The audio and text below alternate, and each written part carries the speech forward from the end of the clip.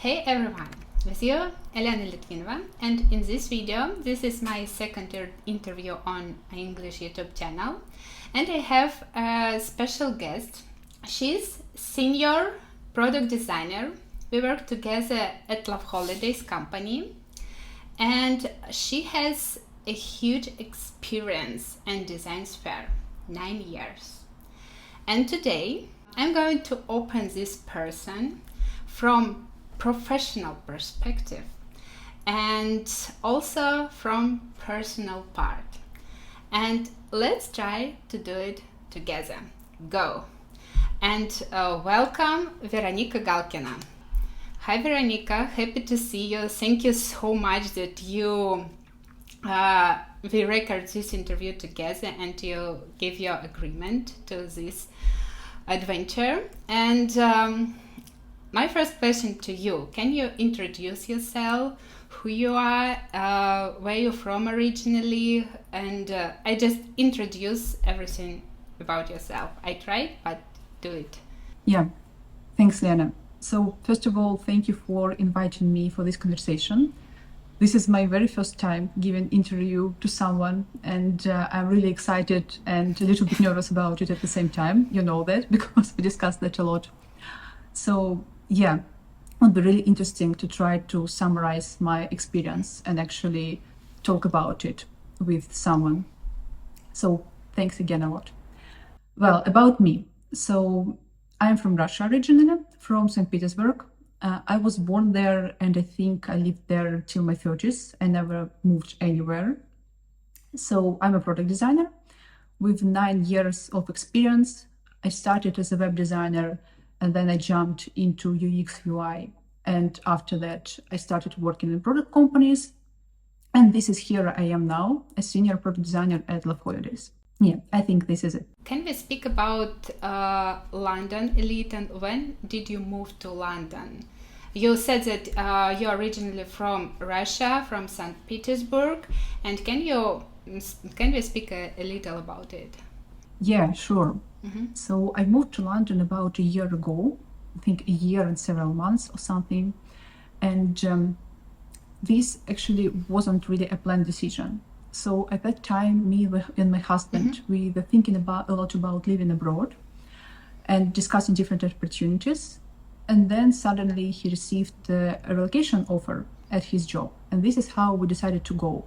So I never traveled to London before, so I didn't really know what to expect. Yeah. And finally, now, I guess I'm here.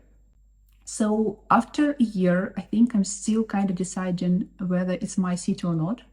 Although I can say that it's really beautiful and a lot of things are going on here. So London is really, really busy and maybe even overwhelming at some point.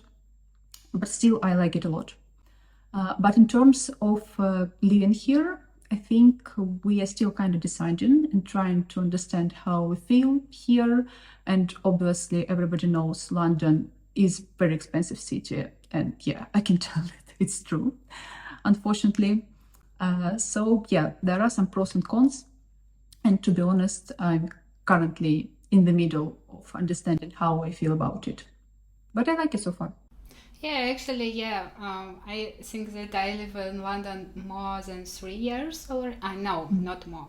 No, more than 3 years. And actually, firstly, it was slightly difficult, but I mean, because everything is new, and you need to change yourself, the language, and to change some behavioral. But at the same time, I also really love London, and especially weather here. Yeah. Because totally I feel agree. that the weather is really much, sometimes it is warmer here. Because in Russia, for example, now is minus 28. My friend sent me some pictures. So, yes. Okay, next question. Do you miss about Russia, or how you, for now, for example, feeling in London?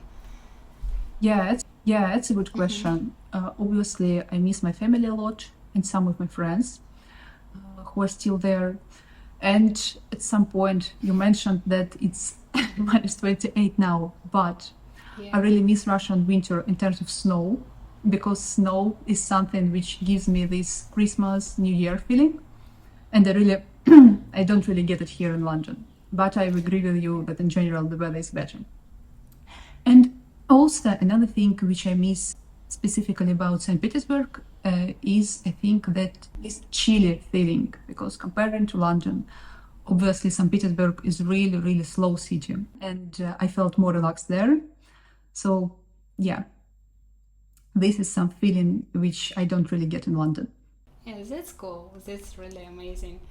Okay, cool.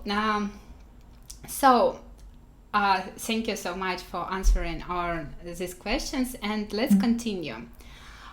You have experienced more than 9 years. You have to start it from user interface designer at Antares Labs. Sorry if I not pronounce right.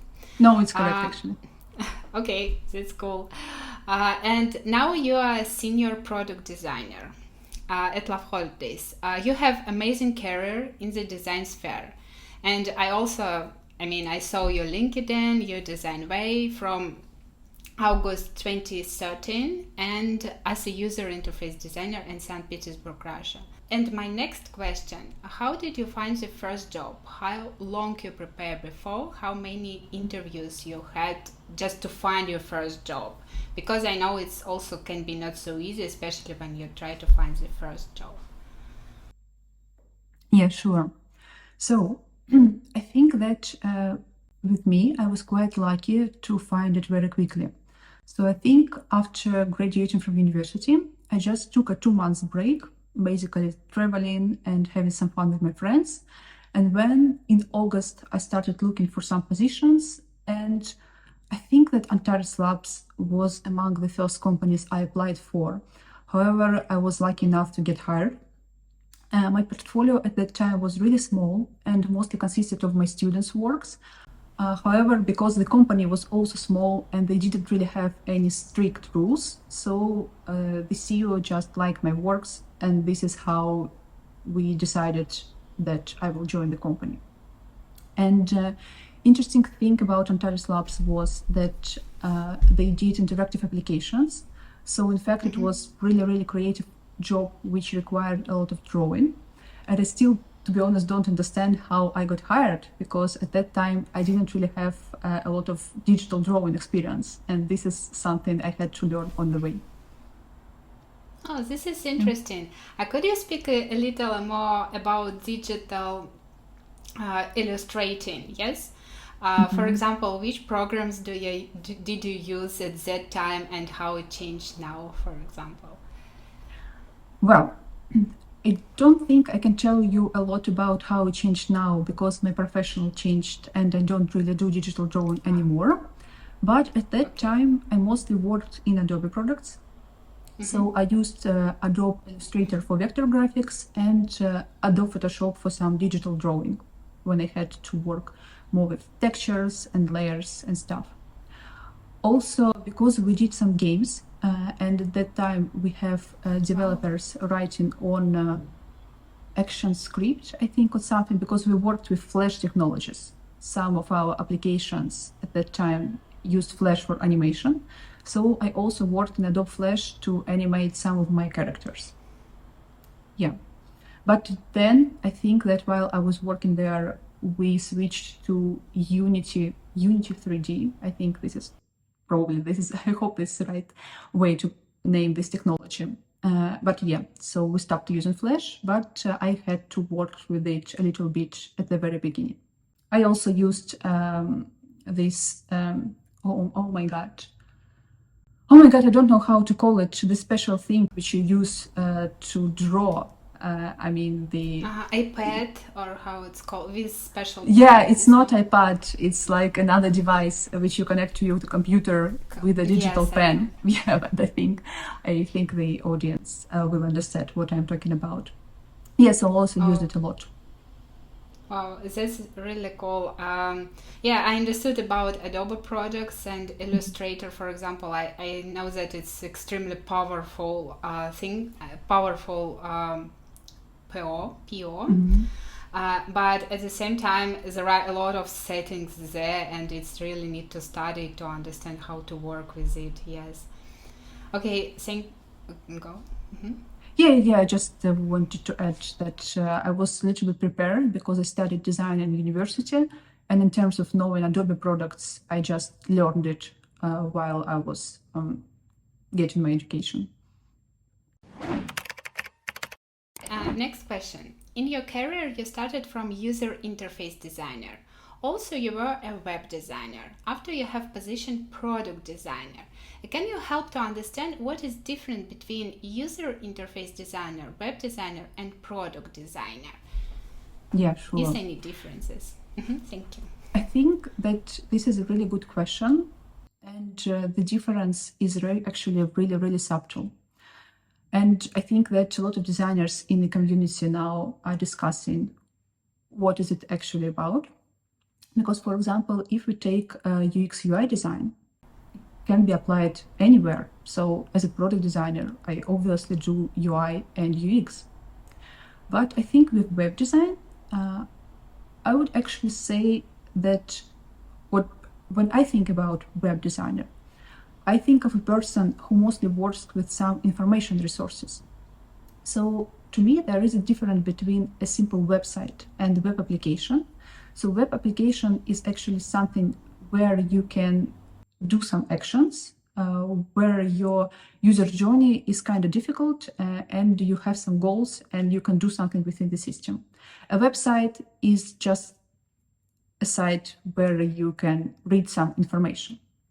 And I think that the difference between, for example, product designer who is working with web and a web designer is that product designer mostly works with more complex user journeys and with more complex user flows. So yeah. And regarding UI UX designer is just a general term which can be applied to any designer who works in digital. At least this is how I see it. Okay, thank you so much for explanation. Can I ask the next question? For example, firstly, you were, for example, product designer, and now you're a senior product designer. How changed your responsibilities in that case? So, yeah. I will talk about me, because I want to say that I think that depending on the company, your responsibilities can be very different. Yes, so in my case, when I grew from middle to senior design positions, I started to be more involved in company business processes. So now I will mostly speak about my experience in Propeller Ads, because this is where I worked for 3 years. At Loveholidays, I basically just started. So back in Propeller Ads, this senior position meant that, I was more involved in conversations with stakeholders. So business tried to also consider my opinion, my decision as a senior product designer when we discussed some features at the very beginning. And also I was involved in hiring process. So I was responsible for hiring new designers together with our head of product and our HR specialists. We were discussing design tasks, our hiring strategy, how we are going to understand the level of product designers which we are interviewing, and all this organizational stuff. So I think this is it. Okay, thank you. Can you explain a little more, for example, for interview processes, on which things you look on candidates? What is important for you and for hiring? Sure. So first of all, I will look at the portfolio and I will look at how it is structured and what is the quality of the UI. For example, and secondly, I will look at a person's product experience. For example, when Propeller Ads, when we were looking for a middle designer, to me it wasn't really important whether a person worked with real products before or just worked, for example, as a web designer on websites. Of course, web experience was essential for us because we had a web application, But for example, once I hired a girl, she didn't really work with apps as a product designer. She worked as a web designer, but she had a portfolio with works of a really good quality. So I knew that she could produce a well professional UI, and she had a good level of system thinking. She could clearly explain why she made the decisions she made, and I think this is what is the most important for a product designer. And also she had experience working with developers team. And also we had a small web task, which was connected with our application to give a person some understanding on what they were going to work on in the future, and for us to understand how they think. And yeah, so that was it. I think we had like 3 stages. First, basic conversation, then test task, and after that, a call with head of products. Okay. Could you also ask, because I'm software engineer and mostly about good in code, can you explain how important to know technologies from developers to designer? For example, I know if you know, for example, how work with HTML, CSS, and etc. Maybe you read some things about interfaces, also JavaScript. It can help you to understand what is possible, for example, to do, what is could be difficult, and can you explain a little this part, how this is important? Yeah, this question is actually very, very good because I actually think that if you are working with the web, knowing HTML and CSS is a must. So you have to be able to create at least a very simple web page. Otherwise, if you don't know it, you won't be able to produce interfaces in efficient way, which is easy to implement, which is cheap sometimes to implement. And if you are working, for example, in some more complex interface solutions, also understanding of web technologies and its limitations will help you to design in the most official way. In terms of coding, so JavaScript, well, I used to think that it's important, and I even tried to learn it myself. So I did some JavaScript courses, and also, for example, at some of my jobs, I was trying to do some implementation myself. I had a really nice team. Guys were always ready to help and to explain. So we tried to take some small tasks and implement them in production. However, while I was experimenting with this, I also realized that at some point you will never reach the level of a developer. At least it's my case. To be honest, I personally know some designers who can both code and design at a very high level, but it wasn't the case of me, and I just realized that I need to stop at some point. I was also very interested in user research and product analytics, and I decided to spend more time on this area. But understanding some basics, I think it's very important, especially for web. Maybe not for mobile interfaces. Okay, I agree with you. Thank you so much for the answer. Okay, next question. For example, if I want to become a product designer, maybe in the future senior product designer, what I need to know for becoming product designer, and maybe what can you recommend for start my new career? Yes, so first of all, if for example I was your mentor, I would ask what experience you already have. Because there is a difference, for example, if you want to start a product design career from the very beginning, or you have some graphic design background, or some simple web design background with landings. So because there is some basic you should know about composition, colors, layout, and stuff. So if you're, for example, a beginner and you know nothing about it, yes, I would recommend to start not with product design, but maybe with web design. Or, for example, when I was at this early stage of my career, I used to do email design, and it taught me a lot. about web technologies as well. And maybe do some simple landing pages just to understand how to work with colors, how to work with fonts, how to create a web balance composition. Because yes, of course, product design is about building systems, but still you are a designer and your work should look clean. If, for example, you got this knowledge, then I would recommend to understand which products you want to work on. So the big division here is mobile interfaces and web interfaces.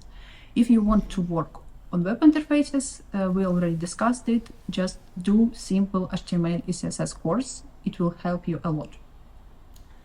If you want to do mobile interfaces, that's a different area. I would recommend to start with reading iOS Human Interface Guidelines and Android guidelines to understand how it works and what components you should use.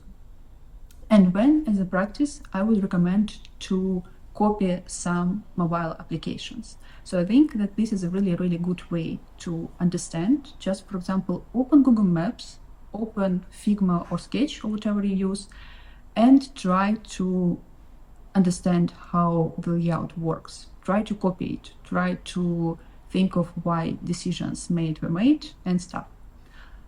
Also, if you are a beginner, I would recommend to hire a design mentor. This is a very easy thing to do now. There are a lot of websites which allow you to find both a mentor for free or the one whom you pay. So, for example, there is a site called ADP List, and there are a lot of my friends there, and they do nice consultations. I highly recommend to find them. And you can just Google some companies you're interested in, like, for example, Google Revolut, and try to find designers from there. There is also Mentor Cruise. They have a huge variety of different product designers from different areas and different price range, obviously. You can find people from Google, from Facebook there, and you can just book a consultation and ask them what should you do, and they will help you to form the right program for you to grow as a product designer. Yeah, to create a plan of steps, for example, how you should to go, or maybe what you should to go to what. Exactly. Actually, this is interesting. I never heard that you can really find a mentor for yourself, because, for example, from programming perspective, usually I think that it could be start first course, and after it to go to I don't know, a company and try to be a beginner, like how it's called, not beginner, intern, yes. Being intern. But this is really cool to find a mentor, and thank you that you recommend several websites. I attach all links in description under this video. Yes, and yes, this is really cool. Thank you. Yeah, just wanted to add that I think that the way you suggested is also really nice. But with UX courses, you have to be careful. So usually try to ask for some advice for some experienced designers, because not all of them provide good quality of content. I used to take some of the courses back in Russia, and not all the time I had a great experience. But I think that maybe the correct mentor will help you more, because this is like private consultations. You will receive more personal approach, and if you find the right person, they will guide you in a more personal way, which is important.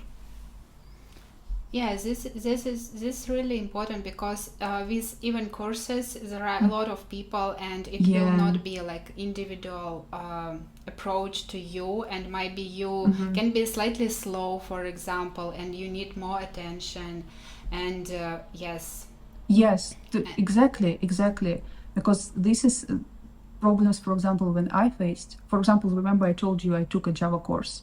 And this is exactly what I experienced. I had less knowledge than, for example, other people in the group, and I felt that I was struggling, I was too slow, and maybe taking a mentor would help better at that time. Yeah, okay, thank you. That's really, important information. Okay. For example, if you are already a senior product designer, and how you continue to grow in design sphere, how you develop yourself every day, articles, book, courses, sites, inspiration, what do you recommend? I think that my way of self-development is very chaotic. I must admit this. And yeah, so usually I just collect some information from random people and concentrate on stuff I'm interested in right now. For example, a year ago, when I was at the period moving to London, I took a course on product analytics from Go Practice. It was a Russian one, and I must say it was really, really cool. At that time, I didn't manage to complete all of it due to this relocation process, but still, what I did was really helpful. Yeah, I always also try to read in some books. However, it's not always useful because sometimes you just understand that you know everything from there. There are some areas I would like to improve. For example, currently I'm thinking about studying more deeper about typography because I kind of feel that I lack this knowledge. I mean, I can use some basic fonts, it's quite obvious, but I would really love to dig a little bit deeper in this area to understand more about it. I think this is something I would like to focus in the future. Oh, this is really, sorry, No, I yeah. will interrupt about typography. Because you're Russian, you might be know Artemy Lebedev with his studio. And, I know him, but I don't like him. but he has several books about typography. One of it, I think, really super heavy. But at the same time, he explained everything about each letters, but mostly Russian letters, yes, because each language have a different design as well. And he also explained a lot of things around it. But yeah, typography, it's a really, really interesting theme, I think. Yeah, and it's a big topic. It's really big. Yeah. There is also one nice book by Litvinova. I know this bureau. Yeah, they are also quite. They have good educational materials, and they have an online interactive book about typography, which I read like several years ago. And now I think that I want to refresh my knowledge again, and maybe learn a little bit more about fonts in general. Okay, cool. Can you also recommend this link? Yeah, sure. Yes, it's cool. Okay, thank you. So, anything else what you also can recommend or you're thinking about? About self-development, yeah, I think that it happened a week ago. One of my lovely colleagues at Loveholidays shared with us an article by a product designer from Instagram. I think her name is Arabic. It's Yamila Atala or something. Okay, I'm sorry. I think I'm not pronouncing it correctly, but I will definitely send a link because I found that this girl is just great. I was very inspired by the interview script which Ed shared with us. So then I found her on Medium, and she has a lot of really nice articles. Also, talking about career development, talking about working in big tech companies because she has experience. She used to work on Twitter. Now she's a designer of Instagram. So you can imagine how many users they have and how many responsibilities she must have there. So yeah, she's really great, and I definitely recommend to read all the materials which she has. Yeah, okay, thank you. I'll attach links and also, I mean, yes, and link to this person. I think, wow, that's cool. Thank you so much. Let's speak a little about your days. How usually looks your working day as a designer, product designer? Okay, well, it depends. But as I'm a product designer and mostly I work with product teams as a part of them, usually it starts with a stand-up.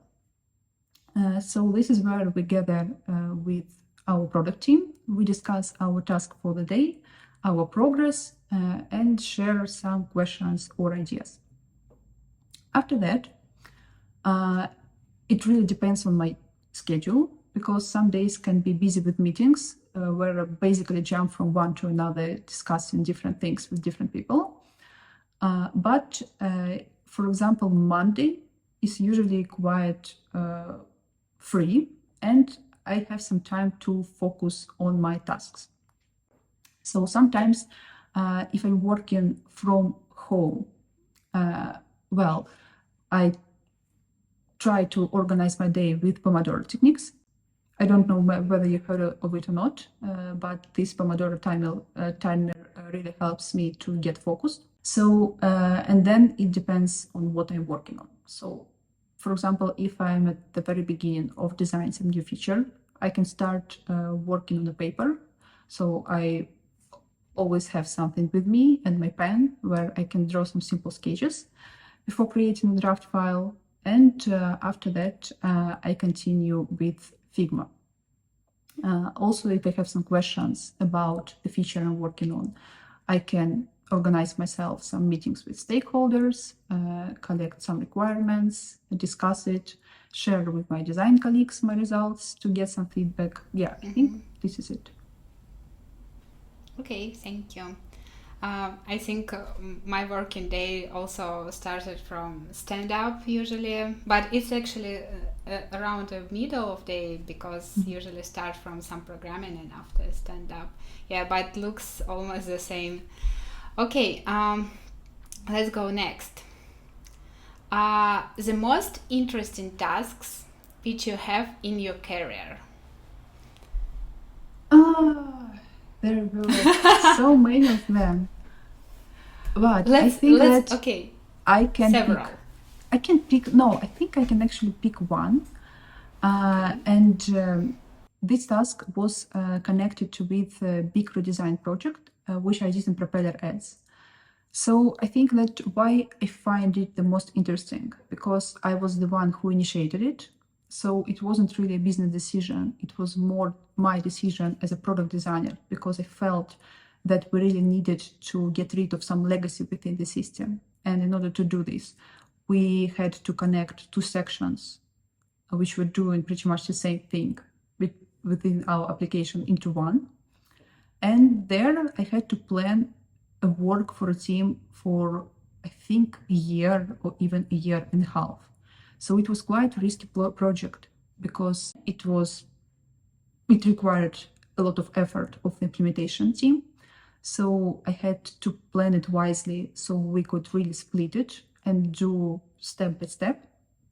And also it required changing user habits a lot, because we got some users who had a habit of using our old section, and I had to prepare myself for some negative feedback from them, which I obviously received.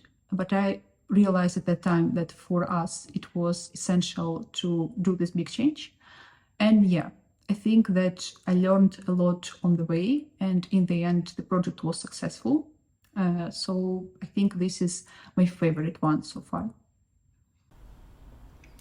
Could I ask how long this project, you start this project, and how long time it was spent before it finished?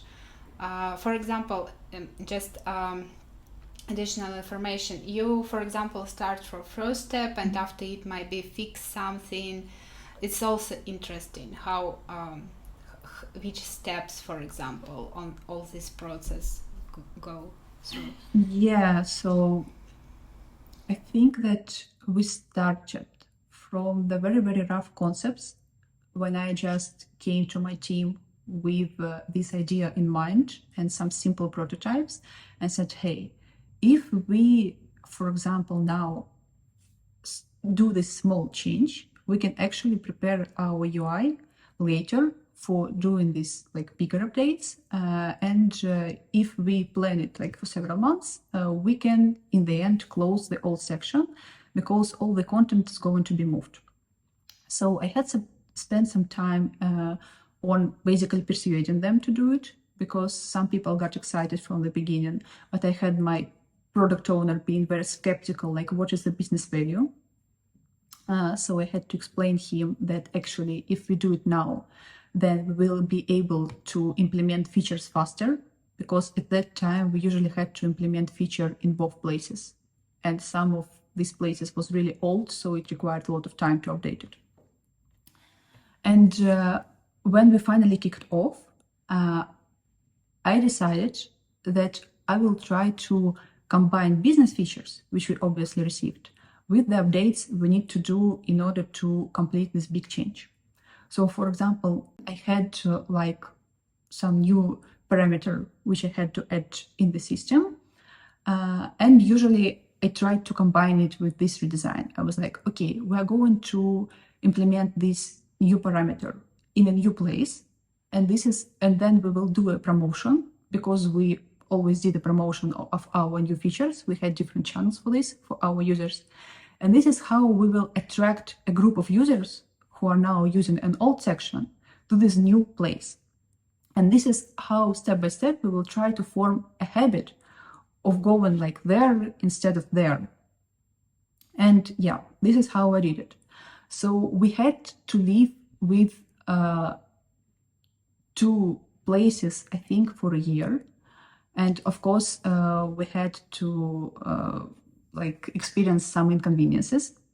But at the same time, this evolution instead of revolution really helped us to reduce the level of negative feedback which we could receive.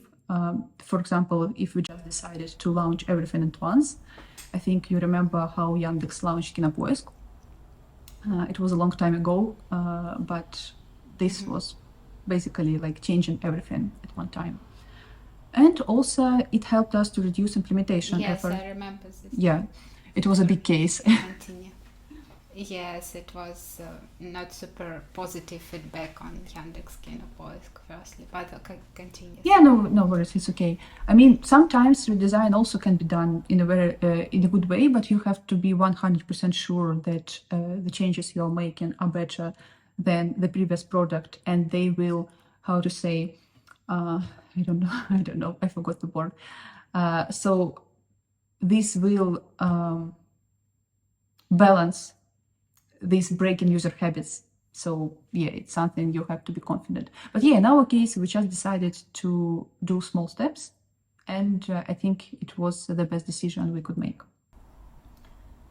Yeah, you said that you had special chats for users and they wrote their feedback there, or how it works. For example, you saw that this is not super good, and how you usually react on feedback. Yeah, so with propeller ads, it was really interesting because, to be honest, the product wasn't really big. We had around, like, I think 5,000 users in a day was the amount of users we usually had. And this really helped us to keep some local channels where we could talk to our users. For example, we had 2 channels in Telegram for English-speaking users and Russian-speaking. And there was a small community of advertisers. So every day they were basically going there, discussing their day-to-day stuff, how to launch advertising campaigns, how to do their business. And also, if anything happened in the UI, which they didn't like, I could notice immediately. So I was also on that channels. Sometimes it was painful because imagine you're a designer, you work on some feature, then you launched it, and then you open the chat and see people like, why did you do this? I hate this, and something like this. It wasn't always the case. Sometimes they could also share positive feedback, like, wow, guys, we really love this new section, or blah, blah, blah. And sometimes we also could, for example, ask them in advance. Like I could work on some interface change and I could go there and say, hey, who wants to be in our test group? And we created a separate channel and we talked to people, we shared mockups, and it was really, really helpful. Next question, maybe it could be connected, I don't know, but the most difficult part which you have in your career, it can be growing or task or the most difficult part. Yeah, so I think that in my career in general, the most difficult part was switching from web design to UI UX design. And I can tell a little bit why. Because when I was working in web design as a web designer, I was at Veeam software company in Veeam creative team. So at that time, I realized that they kind of reached a certain level and I want to work on more complex interfaces because there, as I said, I was mostly doing some informational kind of interfaces, not the applications. So I found myself in a situation where I already have certain type of experience and I have some salary expectations. So I wasn't really ready to, for example, go to some very junior positions where my salary will be lower than I had. But at the same time, companies which I wanted to join, they expected me to already having done some product work. And it was very challenging. And the way I solved it for myself, I finally found a company who wasn't really famous on the market, and they didn't have designer at all. They had a number of applications done by developers themselves, and they wanted someone to join the company and help them to establish design approach. And I decided to do it. Somehow I managed to pass the interview, so I joined, and I pretty much learned everything myself. However, looking back at the times, to be honest, I would probably do it differently. So I think that I would rather join a company where I would have a lower salary level, but also a group of designers who could help me to grow effectively. But I did what I did, and in the end, it worked. So after a year of working at that company as the only designer, I actually found out that my position on the market became better, and I was able to apply for more roles. And I got several job offers at that time, so it really worked for me. But I think that it could be smoother, to be honest. But anyway, you had a really good experience. I mean, when you're the only one designer, you're responsible for everything and everything. Yeah. You learn a lot. Yes. But I think the downside of it is that you're alone and nobody can really tell you what you're doing wrong. This can be a problem. Yes, it's true, because also we study a lot from our colleagues, and which have also different experience, and you can ask help, and always you can, have another suggestions, and yes. I agree. So, thank you so much for answering these questions. This is really cool. So, continue. Okay, let's speak more about interview processes in London, not the whole way, because I believe we're not finish this interview never. Anyway, I know you had 40 interviews and 6 companies before to get proposal at Loveholidays. Could we speak a little about it? Because I think it's really interesting part about interviews and in London. Which difficulties did you find when passing interview in London compared with Russia? Because we have different experience. Yeah. Can you compare this process? Yeah, I think that I can talk for hours about it, to be honest, because that was a lot. This year, I interviewed to a lot of companies, and I learned how to do it on the way. Because before moving to London, I didn't really try to find a job in other countries. So for me, the main difficulty obviously was in English language, because I just had this barrier, I think mostly in my head. I was afraid of speaking English, and I thought that, if I'm going to make a mistake, they will probably think I'm stupid and will never hire me. And I really believed that how I speak would also affect how people think of my professional experience. And I had to basically start to realize that it's not the case, because London is a very multinational city, and a lot of people come here, and everybody understands that if you are not native, it's harder for you to express yourself. So people try not to be biased by the way you speak. This is actually was one of the most important findings for me at the very beginning.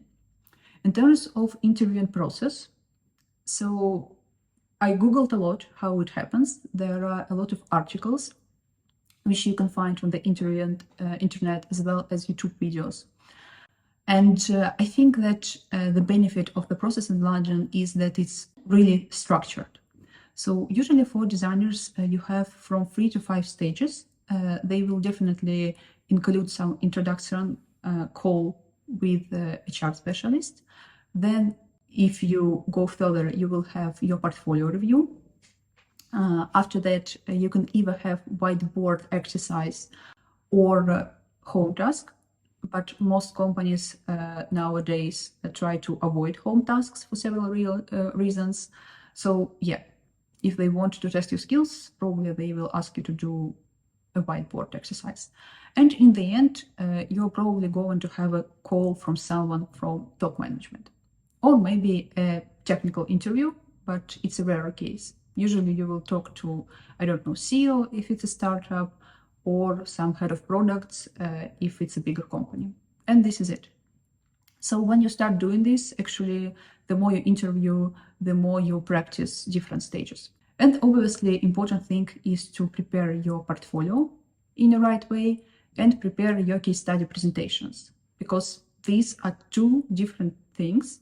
When I just started, I only had my portfolio ready, but after failing some interviews, I realized actually then in order to showcase my works, I need to prepare them separately as a presentations, and this is what I did.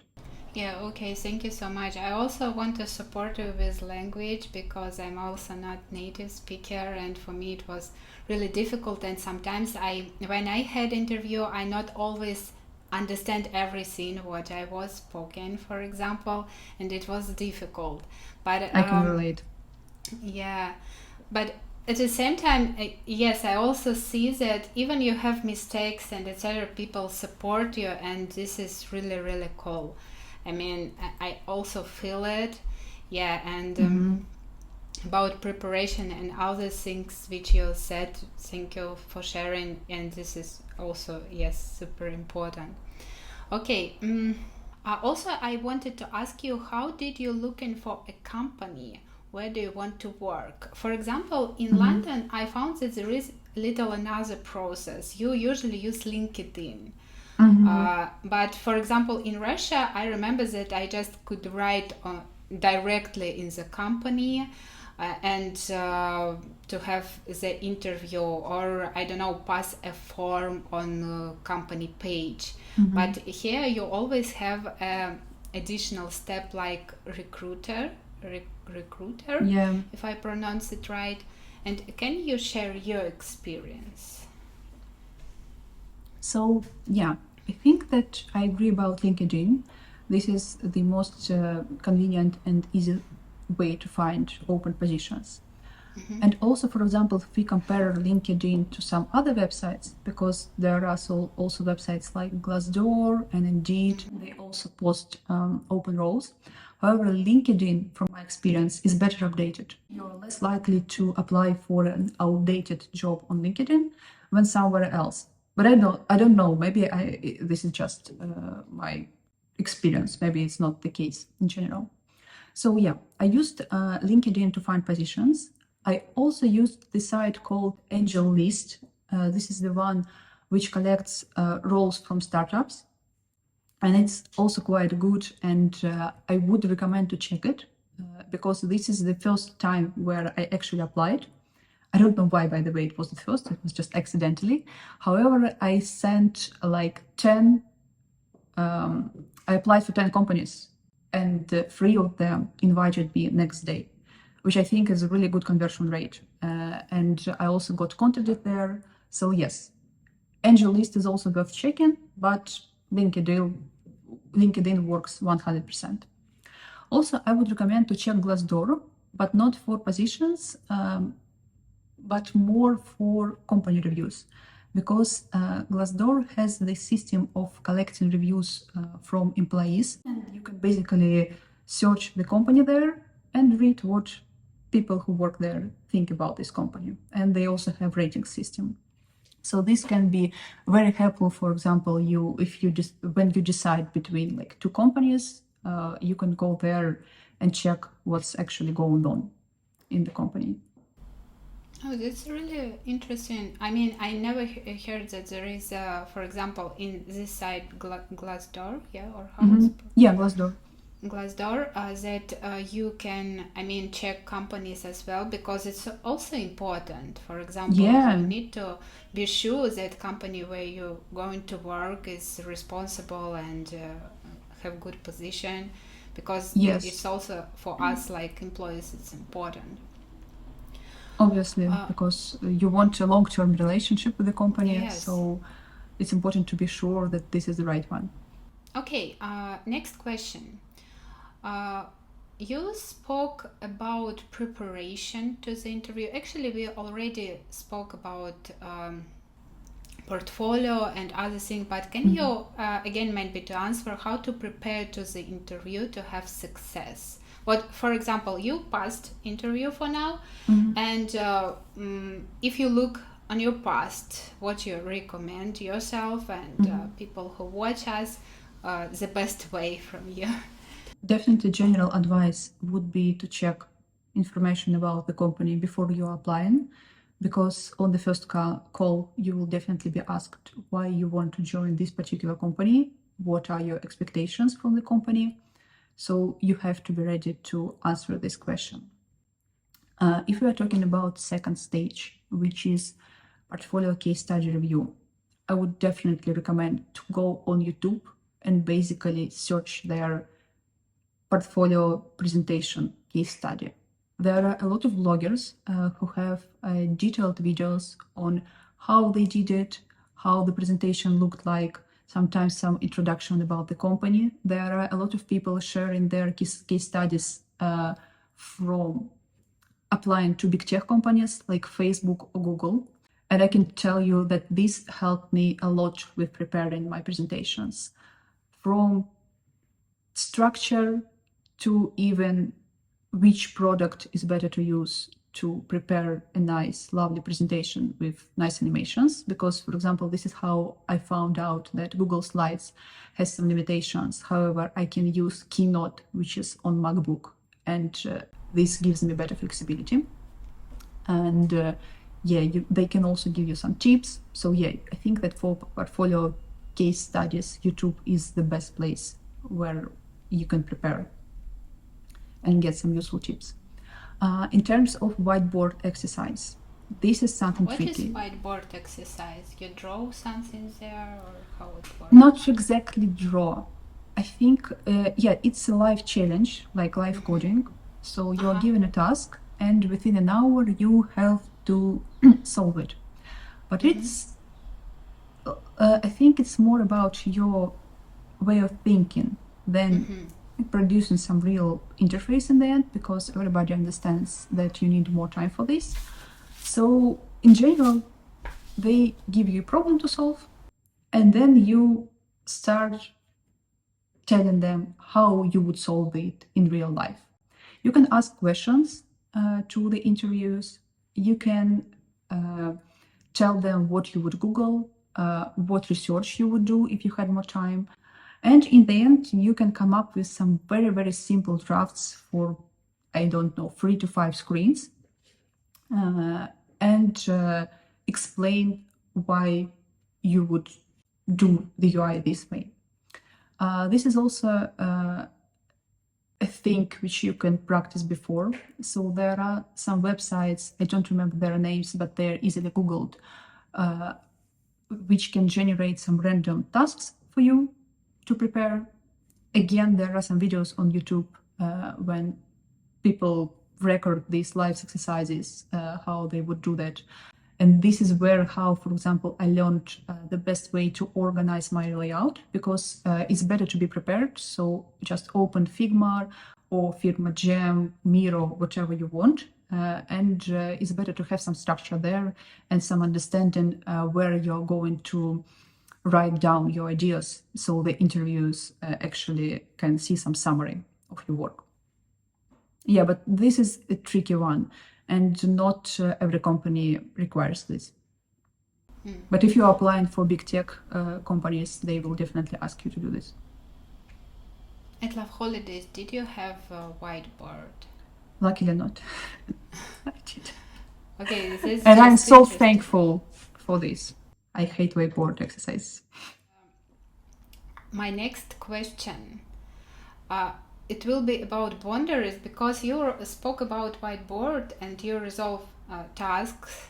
Yes, and I think that for example, I'm programmer and software engineer, and when I had experience with interview in London, I remember one when I was asked to resolve problem also on whiteboard. It was like problem around website, and I needed to create a decision from design perspective, not from programming perspective, how I should resolve. And because of it, that time I tried to do everything and resolve it. But at the same time, I felt that I'm not super designer, and maybe I can have mistakes. And I thinking about personal boundaries. What do you think about it? Did you have any experience, I don't know, when you was asking program might be a lot, or I don't know? I think this is an interesting question, and I remember that me and you had this conversation before, and I was thinking about this a lot. And what I realized is that personally, I don't really understand whether it's always possible to set these boundaries. Because when you, for example, applying for a position you really want, you're kind of in a vulnerable position where you have to accept rules of the game which company sets for you. And it's important to understand what you're ready to do. And if, for example, you're applying for a job and you understand that it's more about money, definitely you can tell them that, hey guys, to be honest, I'm not ready to perform this for you. If you really want me to do this like home task, which will require a lot of time, either you pay me, because some companies actually can pay you for doing home tasks, and this practice currently is becoming more and more popular. And yeah, you can tell them either you pay me or I'm not going to do that, and I will just continue my way and stop interviewing process.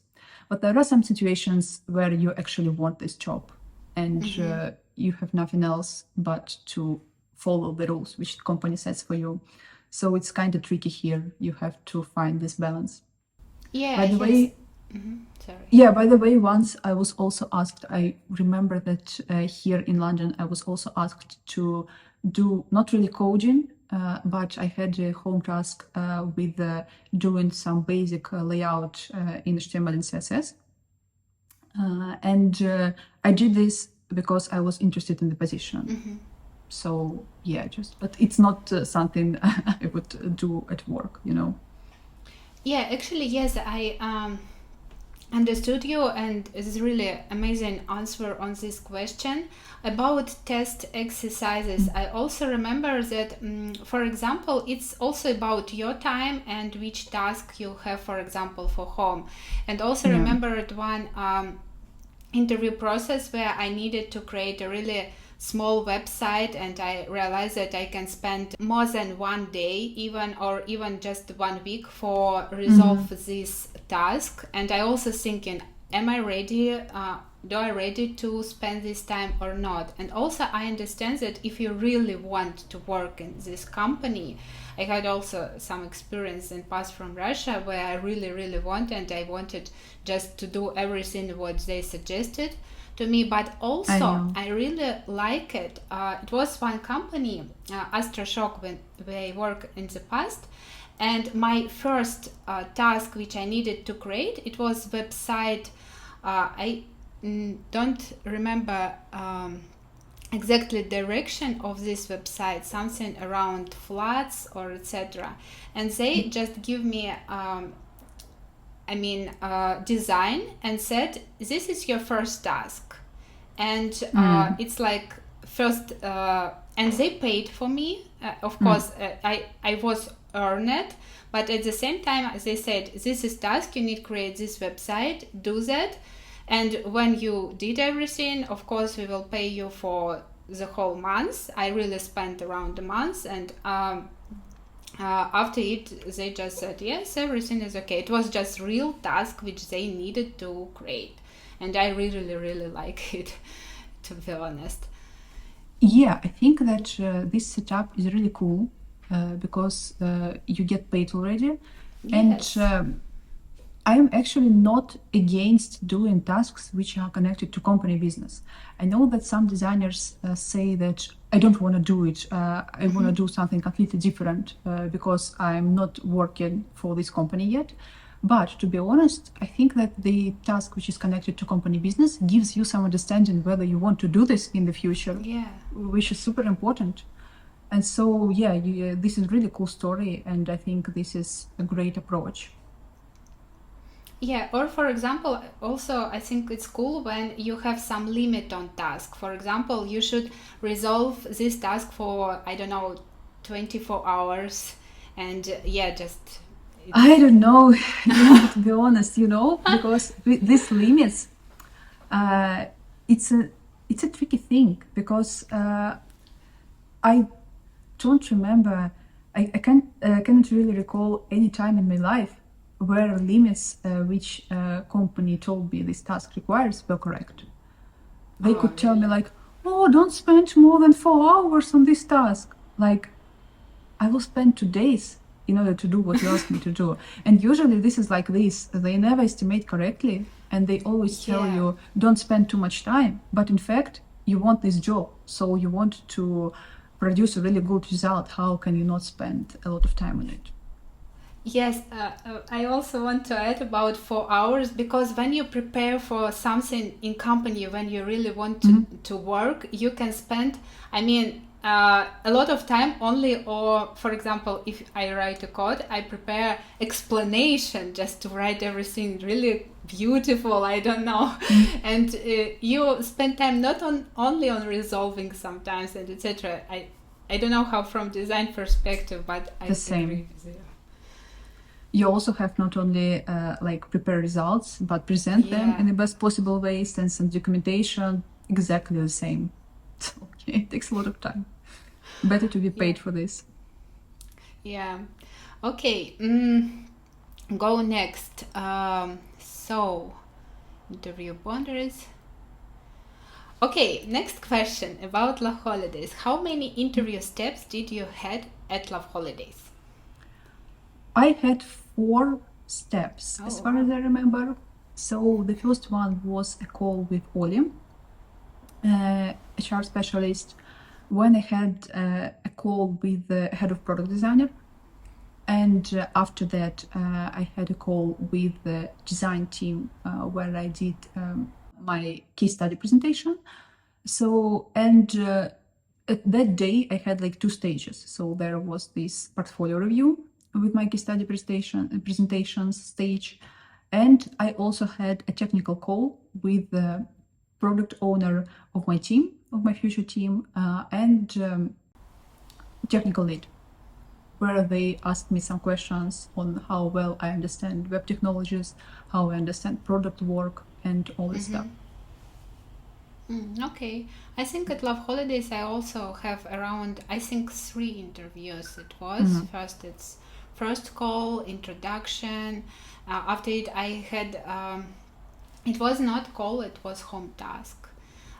Yes, and after it I had a call where we discussed a lot about technologies, what I know, and also discussed, and yes, I think it was around 3 steps. And of course it was several steps with how it's recruiter, because it goes through him. Okay, so how fast at Loveholidays answered you when you applied? This is just interesting. I think it was quite fast, so I didn't really have to wait too long to receive information regarding next steps. And I'm actually very thankful for this because I don't really like it when the company like just disappears for a week and you already think that you didn't pass, and then suddenly they email you like, okay, let's go to the next step. I hate this. With the holidays, it wasn't the case, so they really valued my time and I could feel it. So the process was really efficient. Yes, I think I had also super fast response, and it was really, I think, pleasure to have this interview process. All boundaries, everything was super for me as well. Okay, next questions. Which challenges do you have now? On which project do you work? And I think might be we can share something. Yeah, would be interesting. So I work in the management booking team. So as a designer, I work with a team who is responsible for post-booking experience. So when a customer bought a holiday, what happens next? What they see in our application, and what's most important, how we support them on their journey from the very beginning. Because the big part of my work is not only the interface of the app itself, where you see the summary of your booking information, but also support tools. Because we have our own chat, live chat, built in Loveholidays, where you can talk either to virtual assistant or to real agent. And this is a really, really complex and big user journey. I've never worked before. Because, for example, looking back at propeller ads, we had an integrated solution. So we basically just bought intercom and everything was there. But here I have to work with at least the chat interface myself. So we also have some tools which we use, but the chat is our responsibility. So this is very new for me and very interesting. And I think that I'm going to face a lot of challenges there, UI challenges, I mean. And yeah, I'm really excited about it. Yeah, okay. And next question. Do you recommend to work at Loveholidays? Yes, I Yes. would recommend working at Loveholidays. And I can tell you the main reason for that. Yes. Actually, well, as I had a tricky year where I changed several jobs, I can tell you that I had some bad experience before Loveholidays. So I found a position in a really big company, which I joined for a month, and then I just quit. Because I realized that maybe it was just an experience of particular team or whatsoever, but I realized that I really need to work in some place where I don't really feel just like a really, really small designer, small person who cannot actually feel that they're making an impact. They don't have a voice for like communicating to stakeholders their own decisions to prove their point. Everything is like there is a lot of bureaucracy, and the main decision is CEO's decision. So I was looking for a company where I could feel that I am a part of the team and my opinion is valued. Also, I was looking for a company where I can feel that there is some area of flexibility, so I can suggest my own ideas and we can work on our roadmap together. And this is what Loveholidays is really about.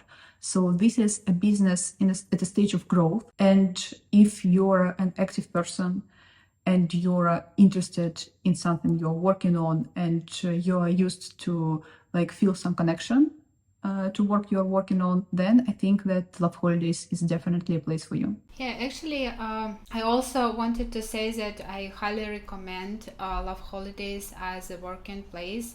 I really like how how build communication between people. How you said you can share your, I mean, points, and you will be listened. I mean, by the team all the time.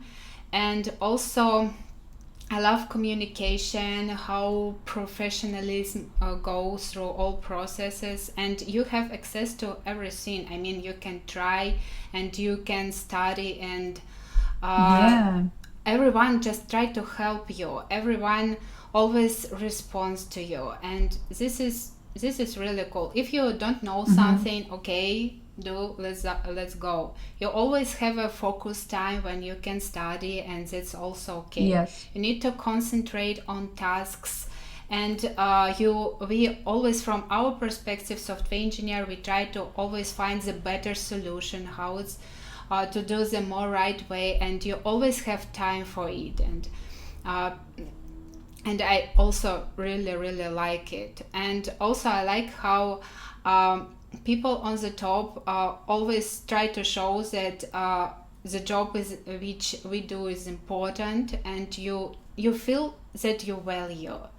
And Yes. this is, for me, it's really cool, and I really like. And even, for example, I tried to start YouTube, and I had a huge support from Loveholidays when I post on LinkedIn, and for me it also was really awesome, and just huge amount of thank you for that. Yeah. Yeah, that's really nice. Because I fully agree. Okay, cool. So go next. Some personal questions. I know that you want to master pottery one day as a side hobby. Why exactly this hobby? What did you inspire it? Yeah, so there are many things which actually made me think of pottery. First of all, due to my profession, most of the day I stare at the screen, and to be honest, I don't really like it because it's not very healthy and it drains a lot of your energy. So I was really looking for something where I can do something with my hands. And also another thing is that as I'm a product designer, most of results of my work are going to be measured. So in order to prove that the solution I did is correct, I have to show some data, I have to work with this data, and it really puts a lot of pressure on me. So I wanted to find some area where I could do something creative without actually thinking about whether my result is good or bad. Just do something for myself, and at the same time, so working with real materials. Also, I had an experience here in London where I went to the British Museum, and they have a really nice collection of ceramics and porcelain from China and Korea. And I just found it really beautiful in terms of forms and colors. And as a designer, I really can understand the beauty of it. And I decided maybe I should try to do something myself. So this is how I decided to start pottery. And I already found a really nice studio in London, which is situated in Hackney. And planning to take some big course there. Okay. How do you usually rest? Oh, From a job, from everything. I mean, recover your strong and go back and create amazing things. It depends. And so I try to, usually during the weekends, I try to walk and take some fresh air because it's really important. And I think that we're still exploring London because, to be honest, even though we've been here for already a year, and each week we try to go somewhere, but still it feels like city has some corners which I've never seen, and this is very interesting. Also, if, for example, we're talking about a holiday, I try to do some escape. I think that most of the time I try to see nature. And together with my husband, we started hiking. Oh, wow. So far, just a little bit. Whoa. We're not experienced in this at all. I think that we did like 2 hikes together so far, and also I did one myself before. And I'm still struggling because it requires a lot of physical energy. But I think that this is the best retreat that you can do because interacting with nature, observing its beauty, this is what makes me feel really relaxed and refreshed. Oh wow, that's really interesting. How you find place for hiking? I'm just looking for something. Uh, I think that usually we watch some travel bloggers on YouTube. Also, I have several friends who do hiking a lot, and they are probably the main source of inspiration and advice how to do it in the best possible way. And I think that my first hike I did also with them. And it was quite helpful because I learned a lot. And yeah, so basically watching or talking to someone and then deciding to go on our own. Okay, thank you for sharing this experience. And some small questions. What is your favorite color? Blue. I think my favorite color is blue because it's the color of the sea. And I really love looking at the sea water, and I don't know, it reduces my anxiety, you know. So yeah. Next question. What do you like to eat? Your favorite food? It changes a lot, but I think that currently I'm a huge poke fan, and I try to buy it, especially tuna one, from time to time because I really love it. Okay, and the best place in the world which you recommend to visit?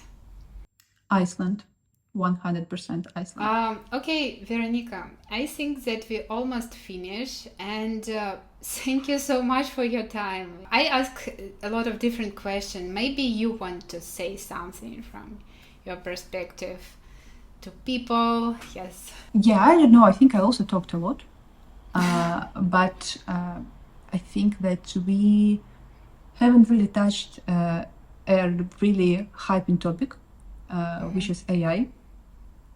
We haven't really talked about ChatGPT, for example. And my advice to designers who just start would be really to pay attention to what's going on there. I don't think that computers will replace us soon, but I do think that we are going to use these technologies a lot in our day-to-day job in many different ways. So yeah, be interested, experiment, and try to be involved at early stage. Okay, Veronika, and there is additional question, like interaction question. What can you present my subscribers and for any questions? For example, what do you want from them for this present? Just let's try. Sure.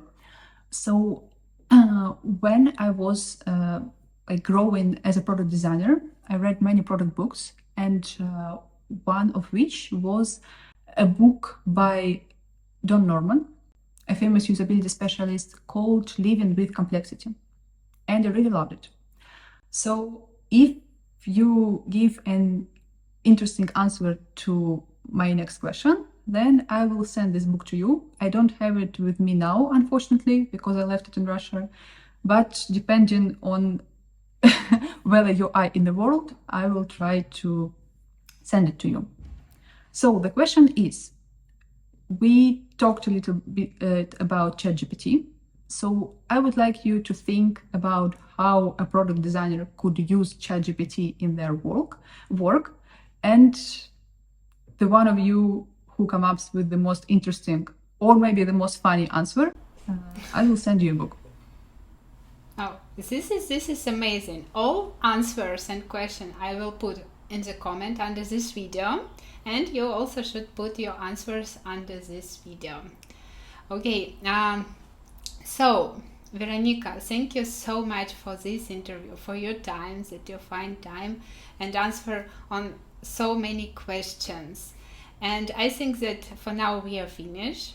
Yes, with you were Veronika Galkina, Senior Product Designer at Loveholidays, and Elena Litvinova, Software Engineer at Loveholidays. Bye-bye. Bye. Thank you, Lena.